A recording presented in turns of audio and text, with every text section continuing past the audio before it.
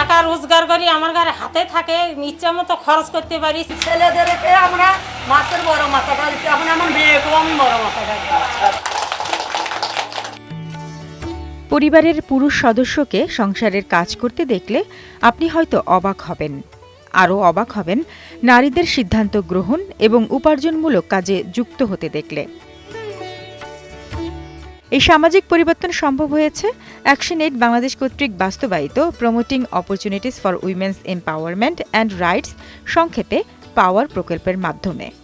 এই প্রকল্পের মূল উদ্দেশ্য হচ্ছে নারীদের অর্থনৈতিক ক্ষমতা। সেখানে আমরা দুইটি বিষয়কে গুরুত্বপূর্ণ মনে করছি। একটা হলো নারীর আয় বৃদ্ধি করা এবং আয়ের উপর নিয়ন্ত্রণ বাড়ানো। প্রথমটা যেটা বললাম যে আমাদের গৃহস্থ সেবামূলক কাজ, এছাড়া আছে হলো ক্লাইমেট রেজিলিয়েন্ট সিস্টেম এগ্রিকালচার, বা যেটাকে আমরা বলছি টেকসই জলবায়ু সহনশীল টেকসই কৃষি।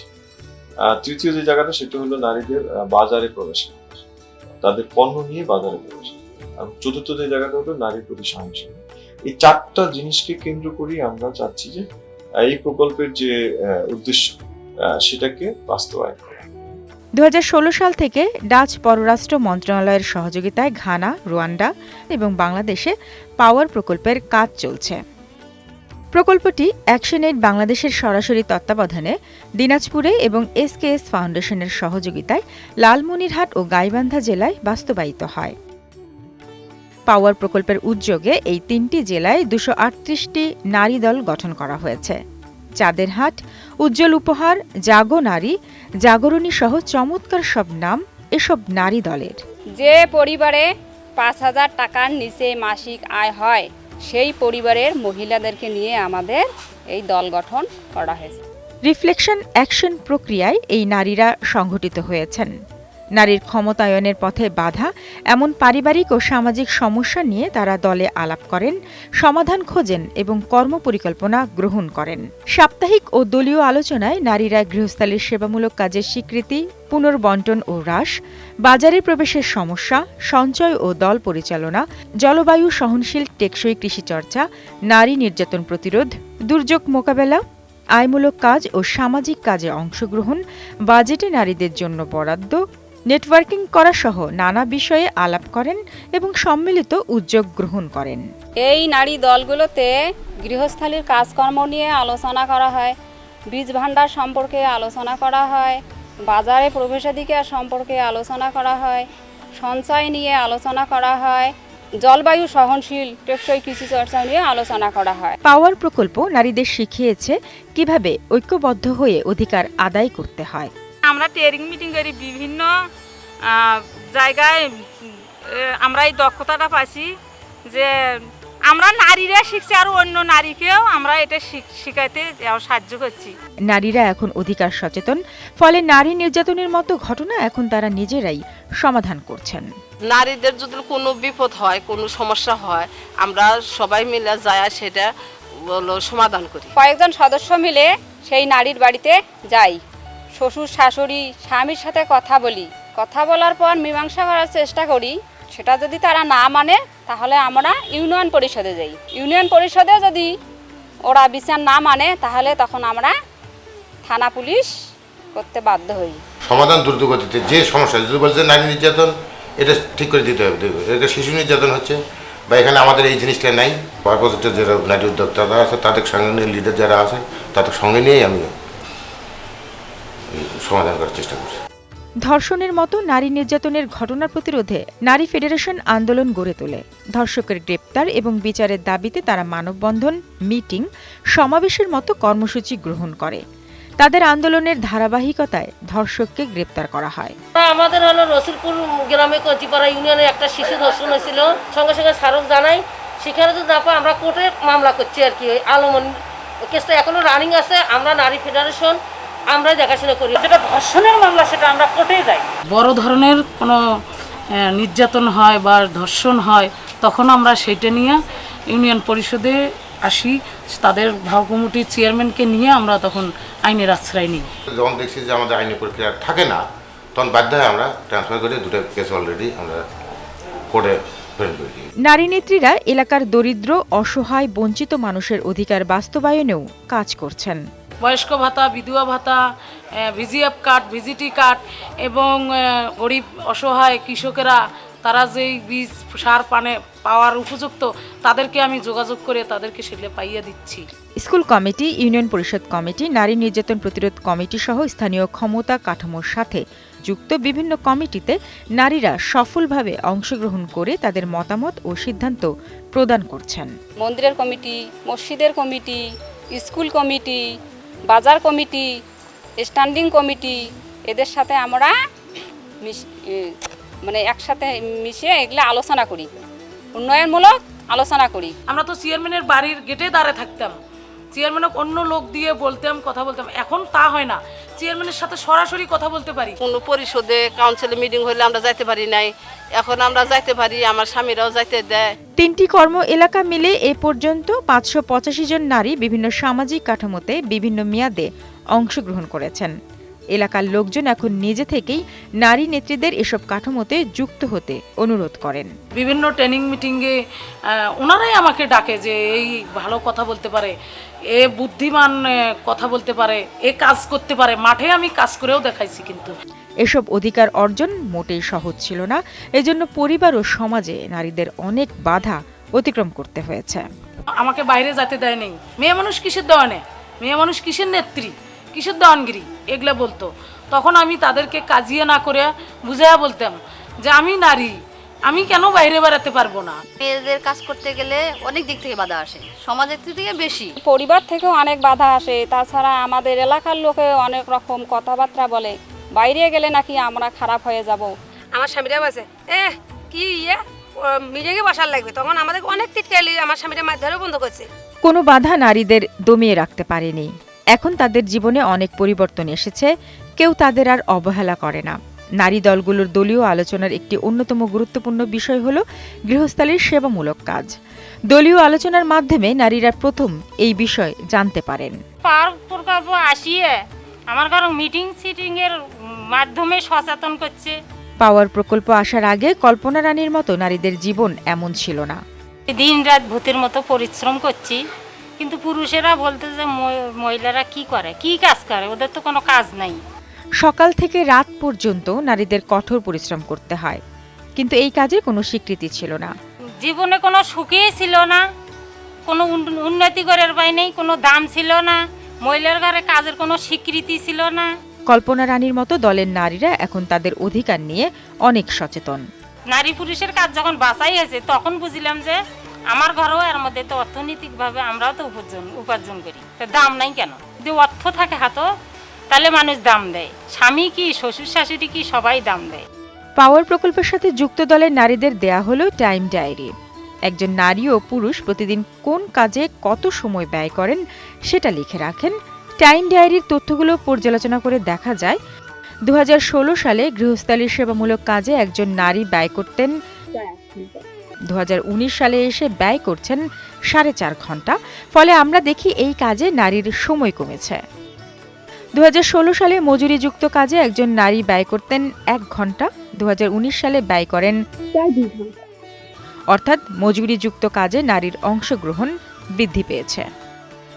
2016 সালে শিশুর দেখাশোনা করতে একজন নারী ব্যয় করতেন 99 মিনিট, 2019 সালে ব্যয় করেন 86 মিনিট। অর্থাৎ শিশু দেখাশোনার কাজে নারীর সময় কমেছে। সামাজিক সাংস্কৃতিক কাজে 2017 সালে একজন নারী ব্যয় করতেন প্রায় 3.5 ঘন্টা, 2019 সালে ব্যয় করছেন প্রায় 4 ঘন্টা। অর্থাৎ সামাজিক সাংস্কৃতিক কাজে নারীর অংশগ্রহণ বৃদ্ধি পেয়েছে। টাইম ডায়েরি বলে একটা পদ্ধতি আছে, অর্থাৎ সকাল থেকে সন্ধ্যা পর্যন্ত প্রত্যেকটা কাজের হিসেব করা, নারীদেরও পুরুষদেরও। আমরা দেখেছি যে নারীরা অধিকাংশ কাজ করছে, 8 ঘন্টারও বেশি কাজ করছিল 2016-17 দিকে, তো সেটা অবশ্যই কমে এসেছে এখন 5 ঘন্টার মধ্যে, 5 ঘন্টা এদিক ওদিক আর কি। আর পুরুষরা যে কাজ করছিল সেবামূলক কাজ, সেটা একটু বেড়েছে, নারীদেরকে সাহায্য করার ফলে এটা বেড়েছে। প্লাস আমরা দেখেছি যে নারীরাই অধিকাংশ ওই যে প্রোডাক্টিভ কাজ, উপার্জন মানে ঘরে যে উৎপাদনমূলক কাজ, যেমন গরু বাছুর দেখা, তারপরে মুরগিকে খাওয়ানো, পালা, ইত্যাদি এই কাজগুলো নারীরা অনেক বেশি করতো, সেখানে পুরুষরা অনেক হাত মিলিয়েছে এবং তাদের ঘন্টাগুলো সেভাবে কমে এসেছে। টাইম ডায়েরি থেকে পাওয়া গেল নারী পুরুষের কাজের বৈষম্যের চিত্রও।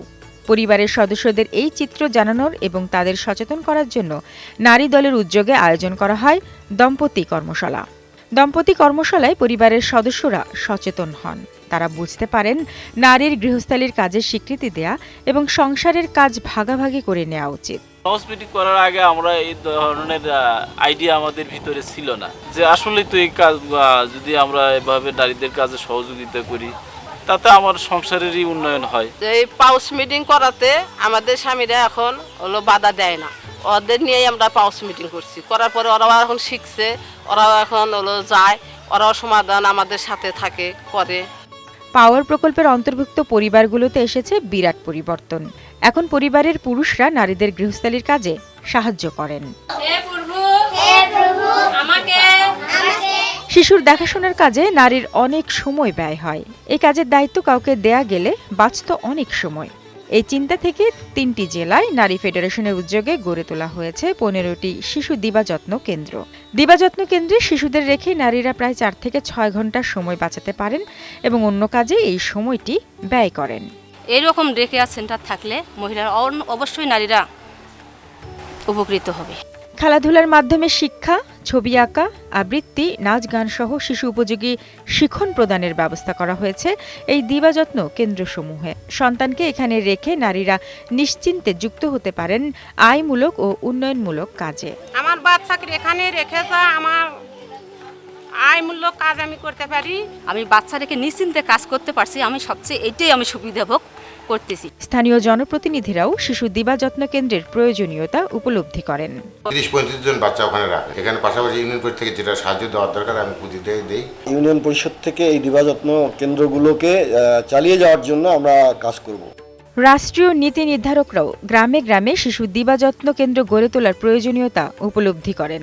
সরকারি বিভিন্ন ট্রেনিং প্রতিষ্ঠানে fundamental course in child development, একবারে বাচ্চা শিশু থেকে তাকে শিশুকাল পর্যন্ত তাকে যাতে সেবা দিতে পারে কেয়ার সেন্টারগুলো, এবং সরকারের সোশ্যাল ওয়েলফেয়ার ইনস্টিটিউট তাদেরকে লাইসেন্স বা স্বীকৃতি দেওয়ার ব্যবস্থা করা। নারীরা একসাথে কয়েকটা কাজ করছে, মানে রান্নাঘরে গিয়ে তাকে বাচ্চা দেখতে হচ্ছে বা বাচ্চা পড়াতে গিয়ে তাকে রান্না করতে হচ্ছে। এই যে মাল্টিটাস্কিংগুলো করে, এটাকে ভাঙাবার জন্য ওই যে বিশেষ করে বাচ্চা দেখার জন্য যে শিশু যত্ন কেন্দ্রগুলো কিছু কিছু শুরু হয়েছে, কিন্তু এগুলো আরও ব্যাপকভাবে করতে হবে, গ্রামে গঞ্জে ব্যাপকভাবে করতে হবে। প্রত্যন্ত গ্রামে শিশু দিবাযত্ন কেন্দ্রের ধারণাটি ছিল অকল্পনীয়, কিন্তু পাওয়ার প্রকল্পের সহযোগিতায় সেটাই সম্ভব হয়েছে। গৃহস্থালির কাজে পরিবারের সদস্যদের অংশ নেওয়া এবং শিশুদের দিবাযত্ন কেন্দ্রে রাখার ফলে নারীর হাতে এখন কিছুটা সময়।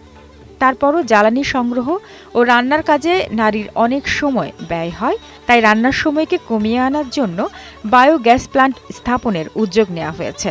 অ্যাকশন-8 এসকেএসের এবং পাওয়ার প্রজেক্টের সিএমরার কাছ থেকে আমরা শুনেছি যে বায়োগ্যাস প্ল্যান্ট কীভাবে তৈরি হবে এটা জানছি, কি সুবিধা সেটা জানছি। ঘড়ি এখন কিনে লাগতেছে না, ওখানে টাকা পাশে গেছি।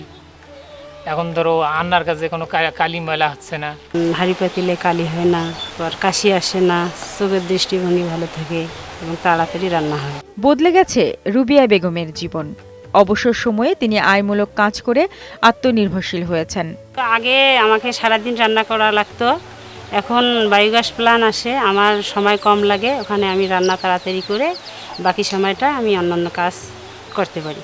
নারীর জ্বালানি সংগ্রহ এবং রান্নার সময়কে কমিয়ে আনার জন্য আরও একটি উদ্যোগ হলো উন্নত চুলার ব্যবহার। এসকেএস ফাউন্ডেশন পাওয়ার প্রকল্প আমাদেরকে বন্ধুশীলে ব্যবহার করা শিখিয়েছে। পাওয়ার প্রকল্পের সহায়তায় কয়েকজন নারীর বাসায় স্থাপন করা হয়েছে উন্নত চুলা। আমাদের দেখাই আরও এলাকার অন্যান্য লোক আগ্রহী হয়েছে। বন্ধুশীলা প্রায় এখন প্রতিটা ঘরে ঘরেই পাওয়া যাচ্ছে। উন্নত চুলার সুবিধা হলো তাপ নষ্ট হয় না, জ্বালানি কম লাগে, সময় ও অর্থের সাশ্রয় হয়, তাড়াতাড়ি রান্না হয়। ফোড়ার হাঁড়ি মাজা লাগে কম, কালি হয় না, খড়ি কম লাগে, অল্প খরচে রান্না হয়, সময় কম লাগে, ধুমা লাগে না, হাসি কাশি এগুলো লাগে না। বন্ধুশীলা ব্যবহারে আমাদের সংসারের আয় উন্নতি একটু হলে বাড়তেছে। আগে লাকড়ি কেনা লাগতো, এখন লাকড়ি কেনা লাগতেছে না, এর থেকে টাকা আমাদের কিছুটা বাড়তেছে।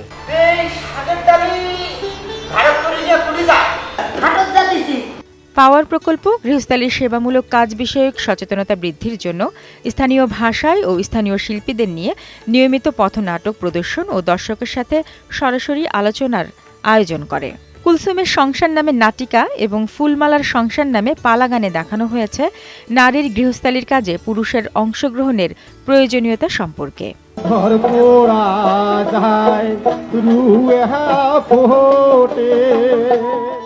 এছাড়াও প্রকল্পের উদ্যোগে বেশ কিছু ডকুমেন্টারি ও স্বল্পদৈর্ঘ্য চলচ্চিত্র তৈরি করা হয়, যা স্থানীয় ও জাতীয় পর্যায়ের গণমাধ্যমে প্রচারিত হয়। মহিলাদের জন্য আলাদা টয়লেট হইবে, আলাদা বসার জায়গাও হইবে। গৃহস্থালির সেবামূলক কাজ সম্পর্কে সর্বস্তরের মানুষদের মধ্যে সচেতনতা সৃষ্টির লক্ষ্য নিয়ে পাওয়ার প্রকল্প 3টি কর্ম এলাকাতেই 2017 সাল থেকে আয়োজন করে আসছে ভিন্ন রূপের পুরুষ শীর্ষক রান্না উৎসব, যেখানে পরিবারের পুরুষ সদস্যরা রান্না ও পরিবেশন করেন। নারীরা এই আয়োজনে তাদের সহযোগিতা করেন। গাইবান্ধা জেলায় এই আয়োজনের প্রধান অতিথি হিসেবে প্রতিবারই শামিল হন জাতীয় সংসদের মাননীয় ডেপুটি স্পিকার মোহাম্মদ ফজলে রাব্বি মিয়া।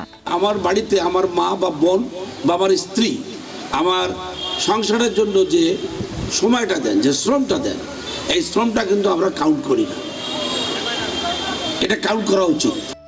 এই কাজটি করে একদিনের জন্য হলেও পুরুষরা বুঝতে পারেন যে ঘরের কাজে একজন নারী কতটা পরিশ্রম করেন। 75 আইটেমের ভর্তা তৈরি করে লোকজনের মাধ্যমে খাওয়া দাওয়া করেছিল। তারা আমাকে সেকেন্ড প্রাইজটা দান করছিল আর কি।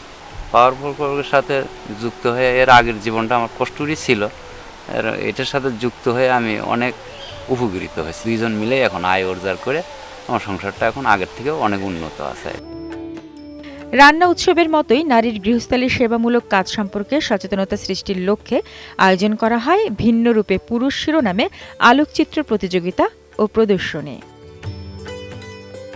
ডিফিকাল্ট বলে কি আমরা অস্বীকার করবো কিনা, এটা একটা প্রশ্ন। এটা টাকায় না হোক, স্বীকৃতিতে না হোক, কোনো একটা ব্যাপারে গিয়ে এটাকে একটা সমাধান করার প্রয়োজন। কারণ এটা তো সত্য যে এই যে ইনস্টিংক্ট বললাম বা এই সহজাতের আড়ালে জন্য কোনো অন্যায় আবার পার না পেতে পারে, এর মধ্যে যে তার যে অবস্থানটা, সেটা যথাযথ সম্মান, স্বীকৃতি এবং তারও যে কিছু কিছু প্রয়োজন আছে ভালোবাসা বা স্নেহের সামনে গিয়ে, সেগুলো আমাদেরকে বোধহয় স্বীকার করা এবং এটাকে এর প্রতি কিছু প্রতিদান দেওয়া সেখানে বোধহয়। গ্যালারি ছাড়াও রিকশা ক্যারাভানের মাধ্যমে ঢাকা শহরের বিভিন্ন স্থানে ছবিগুলো দেখানো হয়। 2020 সালে ভার্চুয়াল মাধ্যমে এই প্রদর্শনী আয়োজন করা হয়। এসব ছবি আলোড়ন তোলে দর্শকদের গতানুগতিক চিন্তায়।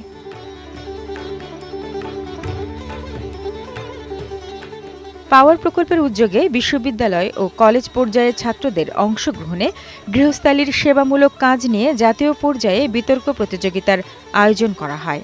এই আয়োজনের উদ্দেশ্য ছিল বিশ্ববিদ্যালয়ের ছাত্র ও শিক্ষকদের মধ্যে গৃহস্থালির সেবামূলক কাজ নিয়ে সচেতনতা সৃষ্টি এবং মিডিয়ার মাধ্যমে এই আন্দোলনের বিষয়টি নীতি নির্ধারকদের সামনে তুলে ধরা। 2018 ও 19 সালে বিভিন্ন কলেজ ও বিশ্ববিদ্যালয়ে বিতর্ক প্রতিযোগিতার আয়োজন করা হয়। অমূল্যায়িত সেবামূলক কাজের ওপর বিভিন্ন জায়গায় বিতর্ক অনুষ্ঠান হয়, আমি সেখানে অংশগ্রহণ করি। বিতর্ক প্রতিযোগিতায় বিভিন্ন কলেজের স্টুডেন্ট, ছাত্র এবং ছাত্রী উভয়ই ছিল। তারা নিজেরাও তখন অনুভব করছে বলে, না এগুলো তো আসলেই আমরা এতদিন বুঝি নেই, কিন্তু এগুলো তো বাস্তব। ঢাকাতে নিয়ে গেছিল তর্ক বিতর্ক অনুষ্ঠানে, ওইখানে আমরা গেছি। যাওয়ার পরে ওইখানে ওই অমূল্য সেবামূলক কাজ, মানে আমাদের ছেলেরা কতটুকু হেল্প করে আর হলো মেয়েরা কতটুকু কাজ করে, আমাদের কাজের হলো মূল্যায়ন নাই। অনেকদিন ধরে যুদ্ধ করছে, বিশেষ করে সরকারি পর্যায়ে যারা আছেন এবং নীতি নির্ধারকরা। যদি একটা মা যখন কাজ করে, সে তো তার সন্তানকে লালন পালনের জন্য টাকা চাইবে না। আমরা তো বলছি না যে টাকা চাইবে, কিন্তু এই কাজটাই যদি আরেকজনকে দিয়ে করানো হতো তাহলে এটা হতো। সেই অঙ্কটা দিয়ে কিন্তু মা বাঁচায়। গুরুত্বপূর্ণ সেবা নারীরা দিয়ে থাকে।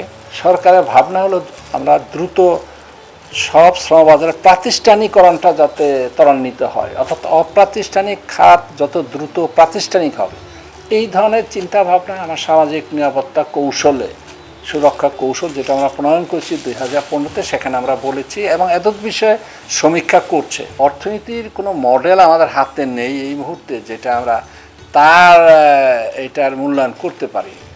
গবেষক আছেন, অর্থনীতিবিদ আছেন, বাংলাদেশও আছেন, বিভিন্ন গবেষণা প্রতিষ্ঠান আছেন, তারা যদি একটা মডেল আমাদের দিতে পারেন সেইটার রেফারেন্স আমরা পরিকল্পনায় দিতে পারি, বলতে পারি যাতে নারীর কাজের এই মূল্যায়ন, সরকার এটা চায় যে এই মূল্যায়ন হোক।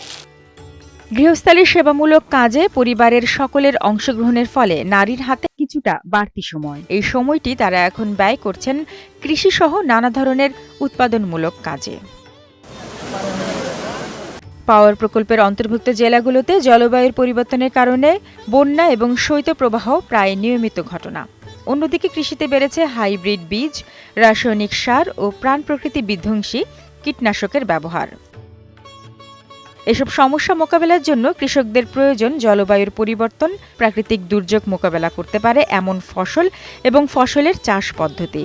এজন্য পাওয়ার প্রকল্পের মাধ্যমে নারী কৃষকদের দেয়া হয়েছে জলবায়ু সহনশীল টেকসই কৃষি চর্চার প্রশিক্ষণ। যখন আমি গোবরের সার দেব তখন কিন্তু পোকার আক্রমণও কম হবে, ধানের ফলনও ভালো হবে, আবার ফির বিষমুক্ত খাবারও আমি খাইতে পারবো। আমরা জৈব সার দিয়ে ওই সবজিগুলো তৈরি করি যে আমরা বিষমুক্ত জিনিস খাবো, বাজারে বিক্রি করব। যখন মাটি আর মিশ্র করা হয় তখন কিন্তু খালি মাটিতে পানি দিলে তাড়াতাড়ি শুকায় যায়, আর যখনই আমরা ওই ভার্মি কম্পোস্টের সারটা ইউজ করি তখন ওই মাটিটার ভালো থাকে। প্রশিক্ষণ পাওয়ার পর নারী কৃষকরা এখন রাসায়নিক সারের পরিবর্তে জৈব সার ব্যবহার করেন। তারা এখন জানেন প্রাকৃতিক বিপর্যয়ে কিভাবে ফসল রক্ষা করতে হয়। নিম পাতা আছে, দেশি নিম পাতা আগা দিনে বিকেলে নিম পাতার রস করে থেতলে করে আমি পানিতে ভিজে রাখি, পরের দিনে সকালে ওটা আবার আমি ছাঁকাই নিই, নিয়ে ওর মধ্যে সাবানটা একটু সামান্য আমি ওর মধ্যে মিশ্র করে ইপসরা করে আমার পোকা চলে যায়, তাতে তো আমার ওই ওষুধ কেনার কোনো দরকার পড়ে না। প্রাকৃতিক দুর্যোগ থেকে ফসল রক্ষার জন্য এলাকার মানুষ বস্তা ও বালতিতে মাটি ভরে সবজি চাষ করেন, এমনকি ভাসমান সবজির বাগানও দেখা যায়। বন্যায় আমাদের গাছ খাবে দেখে আমরা বালতি বস্তা পদ্ধতিতে ফির হলো বড় উঁচু করি মাদা তৈরি করিয়ে ওই জায়গায় আমরা বীজ রোপণ করি। হাইব্রিড বীজে ফসল বেশি হলেও এর চাষ ব্যয়বহুল, আবার জলবায়ু সহনশীল নয়। তাই নারীরা স্থানীয় জাতের বীজের চাষ করেন। বাজারে স্থানীয় জাতের ফসলের চাহিদা এবং দাম বেশি। জলবায়ু টিকসইয়ের মাধ্যমে আমরা যে সবজিটা আবাদ করি সেটা যখন বাজারে নিয়ে যায় সেই সবজিটার আমার অনেক দাম হয়, বাজারের চেয়েও বেশি। এই পাওয়ার প্রজেক্ট যুক্ত হওয়ার আগে আমরা 3 বেলা ভাত খেতে পারি নাই, আমরা একটা হাউস করি জল কাপড় কিনে চাচ্ছি, টাকা বাগড়ে করতে পারি নাই।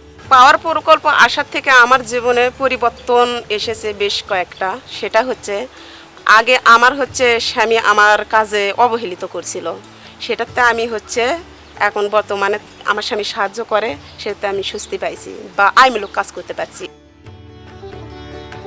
কমিউনিটি বীজ ভান্ডার গড়ে তোলার উদ্দেশ্য হল স্থানীয় জাতের শস্য ও বীজ সংরক্ষণ, বীজ সংকট দূর করা এবং কৃষককে জলবায়ু সহনশীল টেকসই কৃষি চর্চায় উৎসাহিত করা। নারী ফেডারেশনের নেতৃত্বে প্রকল্প এলাকায় গড়ে তোলা হয়েছে 13টি কমিউনিটি বীজ ভান্ডার। কমিউনিটি বীজ ভান্ডার এটা একটা বীজ ভান্ডার, আমরা এখানে গ্রুপের লোক এবং এলাকার লোক সবাই এখানে বীজ আদান প্রদান করা হয়। আগে প্রথম মূল্য শাকসবজি রাখছি, তারপরে দেখি যে আস্তে আস্তে ধানের বীজও রাখতেছে, গম সরিষার বীজও রাখার জন্য সদস্যরা আসে। হাইব্রিড বীজ তো একবার বপন করলে পরবর্তীতে ওর থেকে বীজ হয় না। বন্যা বা বৃষ্টি হলে আমাদের দেশি জাতের বীজ যতটা সহ্য করতে পারে হাইব্রিড বীজ সেটা পারে না। দেশীয় জাতের বীজ চাষের সুবিধা এটা বন্যা সহনশীল এবং অতিরিক্ত খরা অতিরিক্ত বন্যা হলেও এটা সহ্য করে কাটিয়ে উঠতে পারে। যখন পাওয়ার প্রকল্প ছিল না তখন তো বাড়িতে বীজ রাখতাম এবং সে সময় অধিকাংশ বীজে নষ্ট হয়ে যেত। কমিউনিটি বীজ ভান্ডার হওয়াতে এখন আমাদের বীজের কোনো সংকট হয় না, আমরা যখনই ইচ্ছা হাতের কাছে বীজ পাই এবং বপন করতে পারি।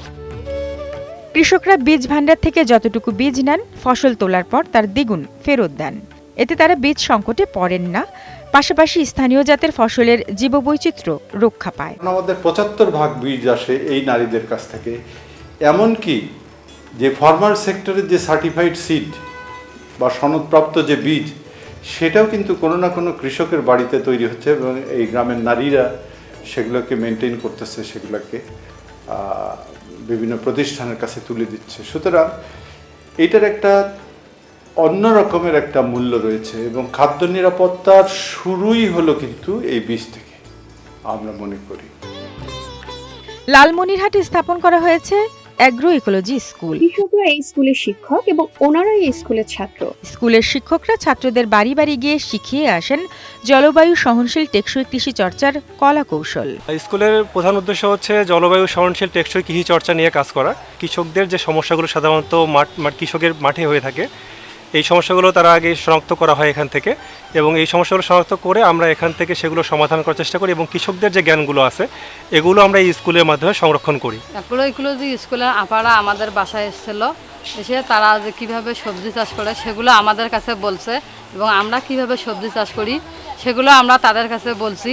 এখানে জলবায়ু সহনশীল টেকসই কৃষি হিসেবে শেখানো হয়, যেমন বস্তা পদ্ধতিতে সবজি চাষ করা, যে বন্যার পানি আসলে যে আমরা আগে জানতাম না যে কীভাবে সবজি চাষ করতে হয়, কিন্তু অ্যাগ্রো ইকোলজি স্কুলের মাধ্যমে আমরা সেটা জানছি। এখানে স্কুলের আওতায় 14 জন ফ্যাসিলিটেটর আছেন, তারা ইউনিয়ন পর্যায়ে কাজ করছেন। তারা স্কুল থেকে বিভিন্ন তথ্য সংগ্রহ করেন এবং স্কুল থেকে কৃষকের বাড়িতে গিয়ে তাদেরকে কৃষি বিষয়ক বিভিন্ন পরামর্শ দিয়ে আসেন। গোবর যেখানে সেখানে রাখতাম, বৃষ্টির পানিতে ধুয়ে যেত, গোবরের যে নাইট্রোজেনটা থাকতো সেটা বৃষ্টির পানিতে ধুয়ে যেত। এগুলো আমি অ্যাগ্রো ইকোলজি স্কুলের মাধ্যমে জানতে পারছি। রাসায়নিক সার ব্যবহার করলে জমির ক্ষতি হয়, শরীরের জন্য ক্ষতিকর। আর আমরা জৈব কীটনাশক ব্যবহার করলে এটা আমাদের স্বাস্থ্য ভালো থাকে। আমরা বিষমুক্ত খাবার খাচ্ছি, জমিরও কোনো ক্ষতি হচ্ছে না। এগুলো আমরা অ্যাগ্রো ইকোলজি স্কুল থেকে শিখেছি। পাওয়ার প্রকল্প থেকে নারীদের জলবায়ু সহনশীল টেকসই কৃষি পদ্ধতিতে সবজি বাগান করার প্রশিক্ষণও দেওয়া হয়েছে। শ্রীমতী মনিকা সরকারের মতো অনেক নারী এখন ঘরের পাশের বাগানে বা জমিতে সবজি চাষ করেন। পাওয়ার পর্যায়ে আছি সদস্য, সবাই আমরা মিলে নিজ নিজ বাগান করলে তাহলে আমাদের খাদ্যটাও আমাদের হবে, আমাদের সংসারের হাটের বাজারে কেনা লাগবে না। শাক সবজি বিক্রি করা পণ্যর টাকা আমার হাতে থাকে, আমি বাজার নিয়ে যাই, বাজারে বিক্রি করি। সংসারের যে একটা আমার অভাব ছিল, এই অভাব থেকে আমরা মুক্ত হয়েছি। পরিবারের সদস্যদের সাথে গৃহস্থালির কাজগুলো ভাগ করে নেওয়া এবং নানা ধরনের উদ্ভাবনের ফলে নারীরা এখন কিছুটা সময় বাঁচাতে পারেন। এই সময়টি তারা ব্যয় করছেন আয়মূলক কাজে। দলীয় সঞ্চয় থেকে টাকা নিয়ে তারা ব্যক্তিগত কাজের পাশাপাশি দলগতভাবেও ব্যবসা করছেন। নারী দলে এখন আমরা সঞ্চয় জড়ো করি, সঞ্চয় জড়ো করে ওই টাকা আমরা লোন নেই। টাকাটা জোগাড় করে তারা আয়মূলক কাজে নিযুক্ত হয়। 20,000 টাকা নিয়ে ওই জায়গা থেকে আমি 5,000 টাকা দিয়ে একটা সেলাই মেশিন কিনি। মোবাইল নাম্বারে যোগাযোগ করি, ভাই আজকে আপনার কতগুলো পণ্য লাগবে, তখন ওনারা আমাদেরকে বলে আপা আজকে আমার 100 বা 500 শপিং ব্যাগ লাগবে। মুড়ি, চিড়া, চানাচুর তৈরি, মিষ্টির প্যাকেট তৈরি, হলুদের গুঁড়া, মরিচের গুঁড়া তৈরি, শাড়ি, গামছা, ওড়না তৈরি, মুদির দোকান, হাঁস মুরগি, গরু ছাগল পালন প্রভৃতির কাজ করছেন। নারীরা তাদের উৎপাদিত পণ্য বাজারে বিক্রি করার জন্য নির্ভর করতেন বাড়ির পুরুষদের উপর। এতে পণ্য বিক্রির পুরো টাকা তারা হাতে পেতেন না, অর্থাৎ উপার্জনের উপর তাদের নিয়ন্ত্রণ ছিল না। অপরদিকে নারীদের বাজারে যাওয়া নিয়ে আছে পারিবারিক ও সামাজিক বাধা। বাজার করতে যাব, বাজারটা নিব, ওই সময় যাইতে পারি না, ছেলে মানুষ অনেক মনে করেন ভিড়। তারপরে মনে করেন যদিও চেষ্টা করি ঢোকার জন্য, ছেলে মানুষ কি করে গাও ঘেঁষা দিয়ে ওই জাহেরা ঢোকা লাগে, কোনো সুযোগ সুবিধা পাই না। বাজারের পরিবেশও নারী বান্ধব নয়। ছেলে মানুষই রাখা বল, নারী মানুষ কেন বাজার এই উঠে যাও কেন উঠে। নারী দলের উদ্যোগে নারীদের বাজারে প্রবেশ, বেচাকেনা, টাকার হিসাব করা সহ নানা বিষয়ে দেয়া হয় প্রশিক্ষণ। বাজারে প্রবেশ এবং নারী বান্ধব বাজার গড়ে তুলতে নারী নেত্রীরা বাজার কমিটি এবং জনপ্রতিনিধিদের সাথে আলোচনা করেন। নারী যারা আছে কিছু কিছু কিন্তু পণ্য আনিয়ে তারা বাজারে বিক্রি করে, সে ব্যবস্থা আমি করে দিয়েছি। আমি একটা ওয়াশরুম পুরুষ এবং মহিলা আলাদা আলাদা ইয়ে করে স্কেচকে ধরিয়ে আমরা সে কাজ করে দিয়েছি অলরেডি। পাশাপাশি আমরা আর একটা নিজস্ব উদ্যোগে আমরা এবার বাজারে রাখছি, নিজস্ব উদ্যোগে আমরা একটা মার্কেট আলাদা, মহিলাদের মার্কেট আলাদা করবো। 2-4 নারী সদস্য কমিটিতে অন্তর্ভুক্ত থাকুক বাজার কমিটি। আসলে অনেক পুরুষ টিটকালি করছে, অনেক ইয়ে করছে, তখন বাজার কমিটির মাধ্যমে আমরা এই টিটকালিগুলো বন্ধ করাইছি। এখানে পুরুষেরা বলা এখানে আমার জায়গা, ওখানে বসলে ওখানে আমার জায়গা, তখন আমরা বাজার কমিটিকে বিচার দেওয়ার পর বাজার কমিটি আমাদের নারীদের জন্য একটা জায়গা করেছে, ওই জায়গাতে আমরা নিজস্বভাবে ব্যবসা করতে পারি। নারী নেত্রীরা প্রবেশ করেছেন বাজার কমিটিতে। এখানে তারা নারীর বাজারে প্রবেশের সমস্যাগুলো অপসারণ করে একটি নারী বান্ধব বাজার প্রতিষ্ঠার জন্য কাজ করছেন।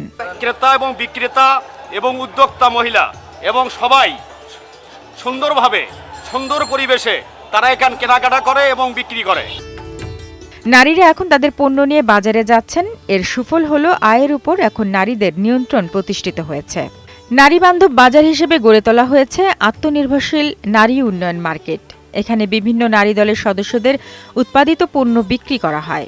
খালি 5টা ইউনিয়নের 100টা দলের পণ্য না একটা না একটা কিছু দলের ব্যবসার এখানে আনে।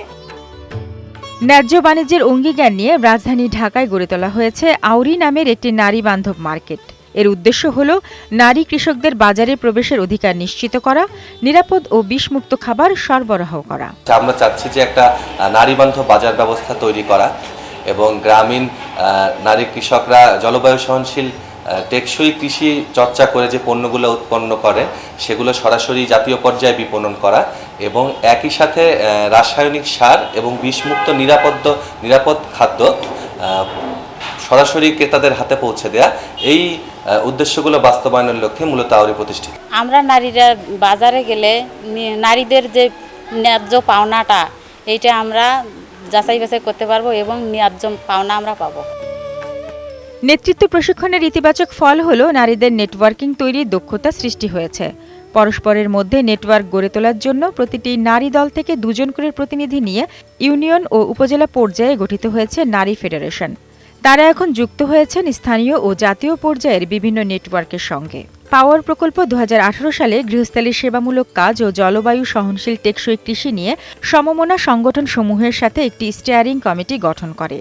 এই কমিটি জাতীয় স্তরের অ্যাডভোকেসি কার্যক্রমকে নেতৃত্ব দেয়।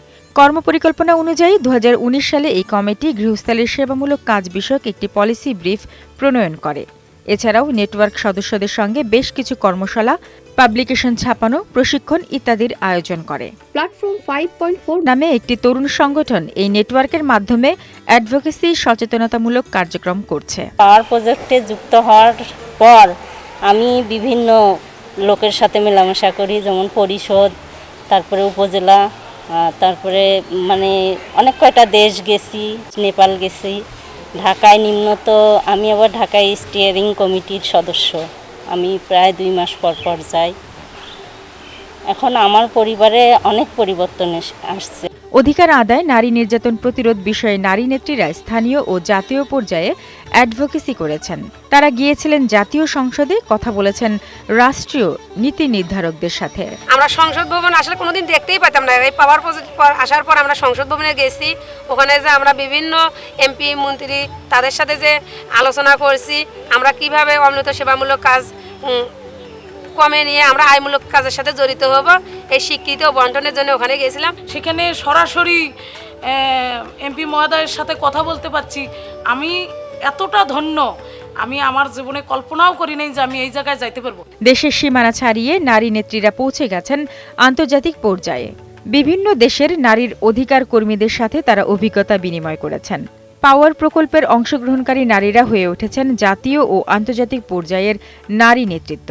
তারা প্রমাণ করেছেন সুযোগ পেলে বিকাশ হতে পারে প্রতিটি নারীর। আমি প্রথমে যে থাইল্যান্ডে গেছিলাম সেখানে নারী নির্যাতন উপরে, ইতালিতে গেছিলাম হলো মূলত আমরা যে বাজারে যে নারীরা যে বাজারে প্রবেশাধিকার ছিল ওটা কীরকম বাধা এবং আমরা কিভাবে বাজারে প্রবেশ করছি সেগুলো নিয়ে ওখানে শেয়ারিং মিটিং হয়েছে। প্রথম আমি যখন রুয়ান্ডা গেলাম তখন আমরা নারীরা কীভাবে দল করছি এবং কীভাবে দলে কী কী কাজগুলো করি সেগুলো ওখানে ভিজিটের জন্য, ওরা কীভাবে কাজ করে আমরা কীভাবে কাজ করি সেটা দেখার জন্য। পাওয়ার প্রকল্প যদি না আসতো তাহলে আমরা নারীরা ঘর থেকে বাইরেতে পারতাম না। নারীদের সম্ভব, তারা যদি একটু চেষ্টা করে আর এগিয়ে এসে আমার মতো প্রত্যেক নারী তার অধিকার নিয়ে কথা বলতে পারবে। 2018 এবং 2019 সালে অ্যাকশন এইড বাংলাদেশ এবং সার্ক এগ্রিকালচার যৌথভাবে আমরা 3টা প্রোগ্রাম করেছি।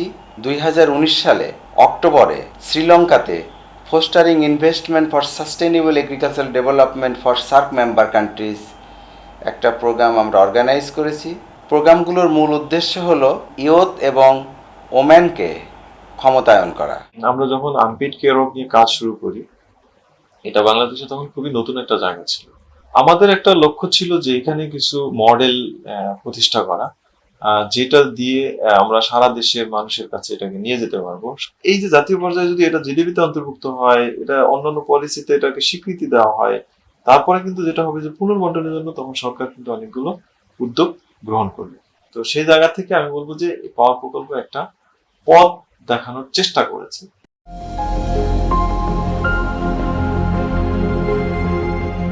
একসময় পরিবারে ছিল না নারীর সম্মান, ছিল না তার কাজের স্বীকৃতি। পাওয়ার প্রকল্প আসার পর চিত্র বদলে গেছে। এখন নারী প্রতিবাদী, নারী জাগ্রত, নারী সচেতন। তারা পেয়েছে আলোর পথের সন্ধান। এই পথে তারা উপার্জন করছেন, আত্মনির্ভরশীল হয়েছেন, ক্ষমতার অংশীদার হয়েছেন। এভাবেই সামাজিক পরিবর্তনের দৃষ্টান্ত সৃষ্টি করেছে পাওয়ার প্রকল্প। এই পথ ধরে হাঁটলেই সম্ভব হবে ব্যাপক আর্থসামাজিক পরিবর্তন, বদলে যাবে Bangladesh.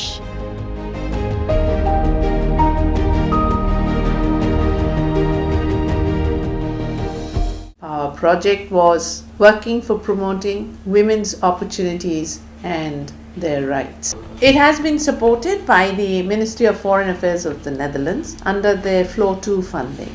And this has given us opportunity in the countries that we work to come close to the women in the community, to help them raise their voice, to help them transform their lives.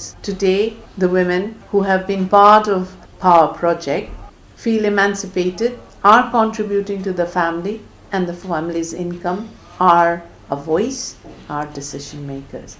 So it has led to transformation. And this emancipation, empowerment has also contributed to reducing violence against women. It's amazing how the women are starting to change the community. They have dealt with major issues like stopping child marriage. They have addressed issues of domestic violence. Interestingly, they have redefined the role of men and women to share their care work, to go and work together in agriculture, in farming, to set up shops, outlets, to go into the market. So there is much that can be shared from power learning. The good practices can be showcased and something to be proud of.